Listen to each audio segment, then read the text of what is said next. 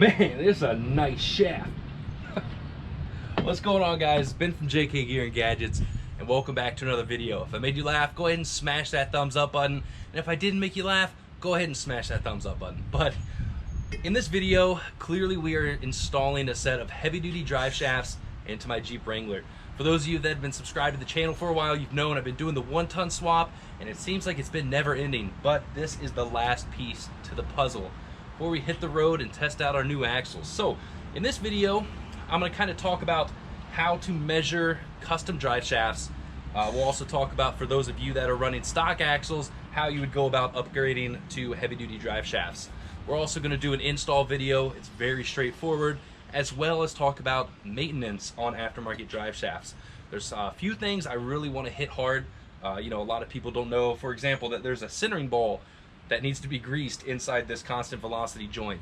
It's a big thing you need to make sure you hit. So we'll go over maintenance, do all that good stuff, but let's go ahead and take a look at these drive shafts and finally throw them under the Jeep. Let's do it. Let's take a look at what we got here. So went with a set of front and rear drive shafts from Adams Off-Road. They include everything we are going to need for this install. We of course have our front drive shaft and rear drive shaft. I went with the 1350 series because it is a major upgrade over stock. Personally, I think if you are going to upgrade your drive shafts, there's no point in going with the 1310. When I say these numbers, 1310, 1350, it's talking about the actual U-joint size, the series of the U-joint. The bigger the number, the stronger those U-joints are going to be. So 1350 is honestly what I'd recommend for any Jeep owner. Unless you're up there in 42, you know, if you're running 42-inch tires, you might want to think about moving up to a 1410 shaft. But 1350 is going to be plenty strong for most applications. Now, what did we get with them? We got stickers, red Loctite, our flanges for our transfer case, rear and front, and of course the drive shafts themselves. Now, I had to get these custom made due to the fact that I am running non-factory axles. If you guys are running factory JK axles, you can head over to adamsdriveshaft.com, and they pretty much already have, you know, the numbers and lengths figured out that's going to suit your needs.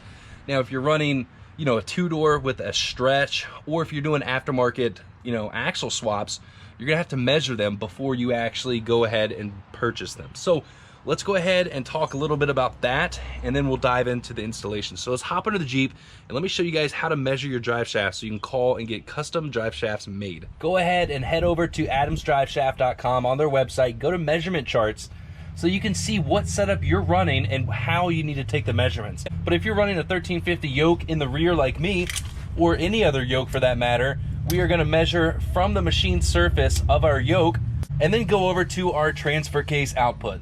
Now, on my Rubicon transfer case, I am still running the factory style yoke. If you are, you're gonna measure from this little surface right here, that raised portion, there's 3 of them, and I am reading 44 3/4. If you're already running an aftermarket yoke on your transfer case, or if you're running a non-factory transfer case like an Atlas, once again, make sure you use that chart and tell them that information when you call them up to order your drive shafts. Let's move to the front. All right, now on the front, we're gonna do the same thing. Measure from our axle yoke to our transfer case output. And 34 3/4. Now, one thing I want to mention since we're down here, just because I'm giving these numbers does not mean you should call up Adams and order this exact same length of drive shafts. Every Jeep's going to be different. It depends on your lift height, whether your front axle is stretched a little bit forward, whether your rear axle is stretched a little bit forward.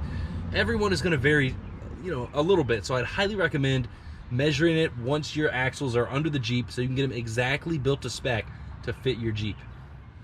Now that we know how to measure our drive shafts, let's talk a little bit about maintenance. It's a lot easier to show you guys what I'm talking about here prior to installing them. So let's take a look at some basic maintenance for drive shafts. Obviously, there is a little Zerk fitting on both drive shafts right here on the slip stub, or, you know, the splines. This is what expands and contracts during the flex or down travel of our suspension. So everybody knows to grease those. You should do it about every oil change. Make sure it's nice and greased. If you go in a lot of water crossings or really muddy areas, you might want to grease those more often. Now, I went with the greaseless U-joints. A few reasons. They're stronger, and of course they require less maintenance. So this is the only exposed grease fitting, and that's what most people grease. However, there is something that most people are unaware of and nobody really talks about it. Inside this CV joint is a centering bowl. You can see it right there. There is a recessed Zerk fitting in there that needs to be greased as well. As you can tell, try to get the GoPro in there. It's pretty hard to see right there, as well as one right in there. Hopefully you can see it. Where is it? Right in there. Now, once you grease these, it's pretty hard to actually find where they are, especially once they're under the Jeep. What I recommend doing is getting a little bit of paint and mark it in line with that grease fitting. So once it's under the Jeep, you can find that. Now, in order to grease those, we are going to need a little special needle grease attachment. I'll throw a link in the description for this. It's pretty cheap. It's also the same style that you use to grease RCVs with. So greasing those centering balls is extremely important. A lot of people don't know about those. And if you don't grease that centering ball is going to loosen up, develop play, and eventually take out your transfer case output bearing. It's going to have that wobble to it, and the next thing you know, your transfer case output bearing gives up, and that's when you see complete transfer case failures. Very common. So if you're not aware of that centering ball, hopefully this helped you. And if you already have a set of aftermarket drive shafts in, and you've never greased that center ball, definitely go out today, get this needle bearing, and grease it before it's too late. So in regards to maintenance, that's really it. I just really wanted to harp on that centering ball because it's a huge failure point for most people that upgrade drive shafts. So now that we've talked about basic maintenance, let's go ahead and dive on into the install. The only real special tool we're going to need is an impact and an 1.25" socket to blast off the nuts on our transfer case. So let's hop under and start with the rear. First thing we're going to do is grab our impact wrench with an 1.25" socket and blast this nut off. Either give it a good yank or get a little puller or just hit it off with a mallet, but usually it comes off pretty easy. Now there's an O-ring in here. For the rear, we are not going to reinstall this. So we're going to grab our new flange, simply slide it right back on there, kind of wiggle it on. We're now going to grab our nut and put a little bit of black RTV on the mating surface, just so we don't get any leaks out of here. We're now going to grab the red Loctite that came in the kit and put a little bit on the threads. Now that I got Loctite everywhere, we're going to go ahead and start this and finish it off with our impact. Oh man, wrong way. Dum-dum. We're going to come back in a little bit and make sure we are torqued down to at least 160 foot-pounds. Easiest way to torque this down is to put it in 4-wheel drive, put your transmission in first gear, and torque it down 160 foot-pounds. We're gonna go ahead and install the rear here.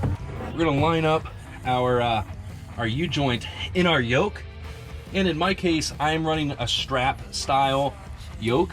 U-joint styles are stronger. However, this should be plenty fine.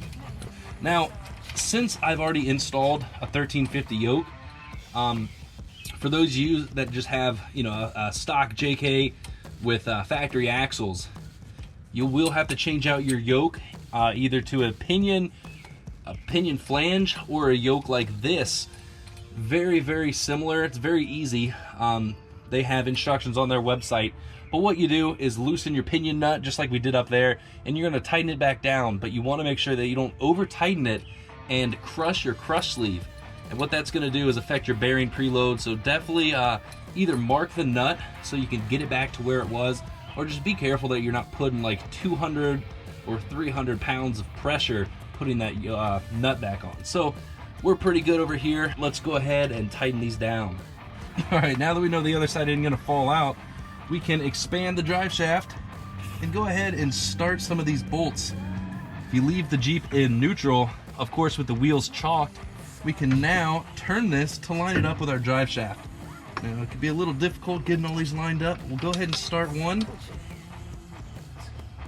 All right, with these two started, they're the easiest to access. I'm gonna go ahead and tighten these up a decent amount. You don't have to go crazy with this torque spec.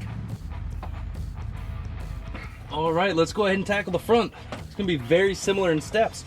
First thing we're gonna do is remove the nut from our transfer case yoke.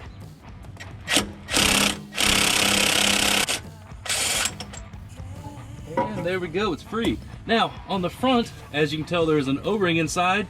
We are gonna pop that O-ring off, and we are reusing it on the front. We're gonna slide it right inside our new pinion flange. Put some RTV on the back side of our nut. And of course, once again, apply some red Loctite.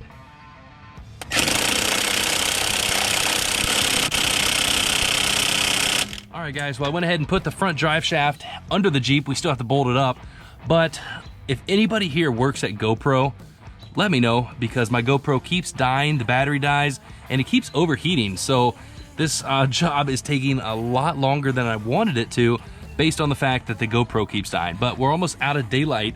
Got my flashlight here, so let's go ahead and finish up the front. Threw it under the Jeep, got the U-bolt started, put it in the yoke, and now we're gonna come over to the transfer case end and try to line everything up under there and get it started with the bolts. Of course, we are gonna use Loctite again, torque those down just like we did the rear. It's gonna be a little harder to reach because we're under here, got the skid plate and everything in the way, but it shouldn't be too hard. So let's set the GoPro up and torque those bolts down. Now, on the front, it's really easy because with the transfer case and two-wheel drive, we can spin that front output yoke. So a little tip, when you're torquing it down, put it in four-wheel drive, so you can torque it down to 160 foot-pounds with your torque wrench and it won't keep spinning. This is gonna be some of the worst install footage I think I've ever done. It's getting dark out, my hand's in the way. The funny thing is I actually had plans to put this Jeep on a lift at a shop and do an awesome install video, but when I got there, one of the lifts was broke and the other two were in use. So it resorted back to me in my driveway once again. I'm sorry guys, one day I'll be able to make some cool videos, I promise. But in the meantime, you can just look at my hand. But yeah, I'm just gonna get all four of these bolts started. It's gonna be a hard time. I'm gonna probably curse at myself, but we're gonna finish it up. Probably not gonna get footage of it all, and you're really not missing out on much, I promise.